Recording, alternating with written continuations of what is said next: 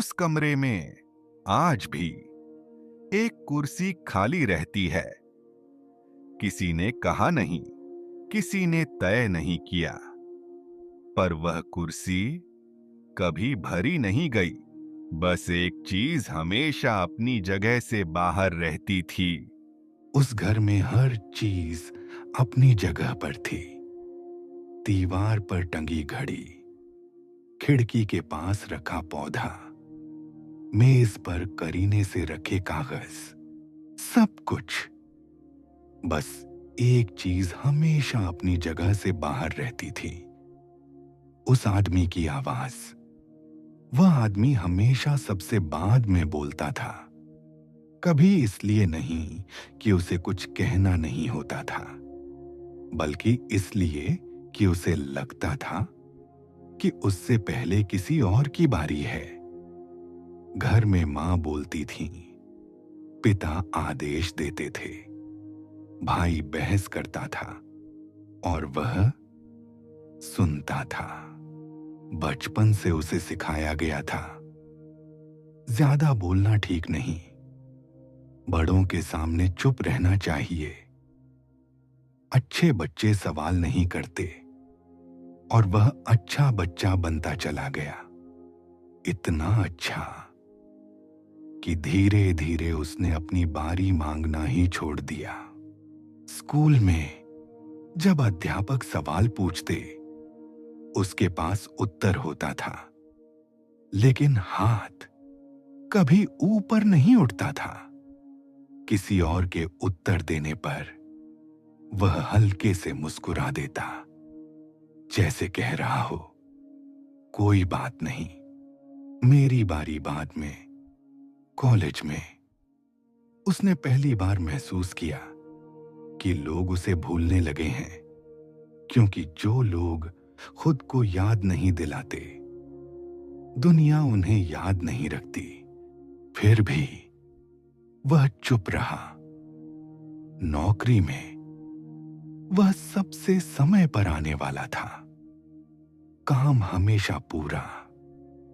लेकिन जब प्रमोशन की बात आई तो उसका नाम कागजों में ही रह गया, क्योंकि मीटिंग में वह कभी नहीं बोला, यह काम मैंने किया है। उस शाम वह देर से घर लौटा। किसी ने नहीं पूछा दिन कैसा था। वह कुर्सी पर बैठ गया, जूते उतारे और खामोशी में खुद को समेटने लगा। उसे याद आया, जब वह छोटा था तो मां से कुछ कहना चाहता था। रमा रसोई में व्यस्त थी। उसने सोचा, कोई बात नहीं, बाद में। और वही बाद में उसके जीवन की सबसे लंबी अवधि बन गया। शादी हुई। लोगों ने कहा, बहुत शांत लड़का है। पत्नी ने शुरू में उसकी चुप्पी को समझदारी समझा, लेकिन धीरे धीरे चुप्पी दीवार बनने लगी। वह कहना चाहता था, आज थक गया हूं, आज बात करने का मन है, आज मुझे भी सुनो। पर शब्द उसके भीतर ही सिकुड़ते रहे। एक रात उसकी पत्नी ने कहा, तुम्हें कुछ फर्क नहीं पड़ता क्या? उसने मुंह खोला, पर वर्षों की चुप्पी एक साथ बाहर नहीं आ सकी।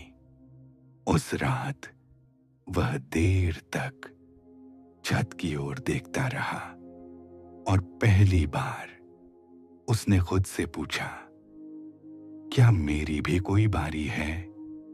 समय बीता, बच्चे हुए, वह उन्हें सब कुछ देता रहा।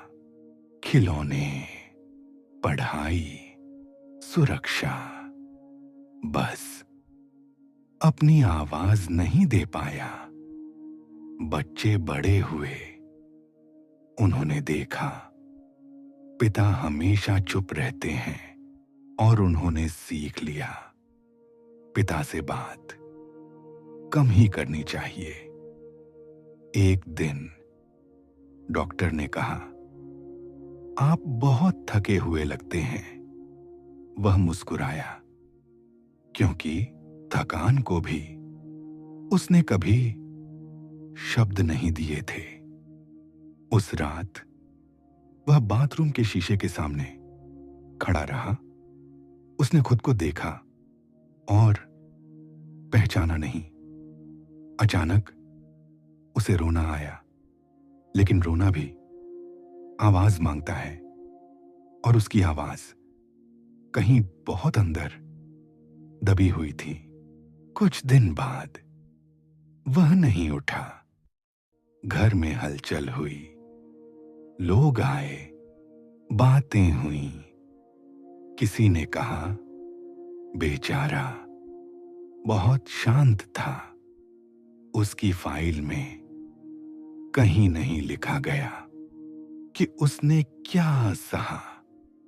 उसकी तस्वीर के नीचे सिर्फ तारीखें थीं, लेकिन उस कुर्सी पर जहां वह बैठा करता था, एक चीज अब भी बची रह गई, एक अधूरी बारी। अगर आप यह कहानी सुन रहे हैं, तो यह कहानी उस आदमी की नहीं, आपकी भी हो सकती है।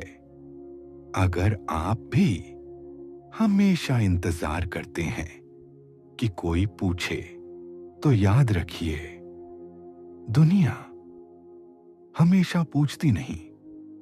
कभी कभी अपनी बारी खुद मांगनी पड़ती है, नहीं तो जिंदगी आपके बिना बोले आगे बढ़ जाती है, और अंत में सिर्फ एक कुर्सी खाली रह जाती है, जिस पर आप कभी पूरी तरह बैठ ही नहीं पाए।